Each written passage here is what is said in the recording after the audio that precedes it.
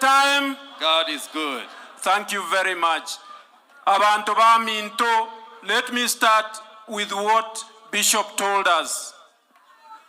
Bishop told us that as far as he was concerned, Mama Teresa brought him up. And then he said in Latin, Christi sumus, which means that she was a child of the Lord. Mama Teresa was a child of the Lord. Christi sumus. Child of the Lord. Christi sumus. Omongina igarenge a child of the Lord. No muano ye Richard. Amanyinga buatena ayaye. Kiaro mongina are koruanerera. Abantu bari batari kwenyara. Na Richard na yogendere gotoruanerera batotari kwenyara.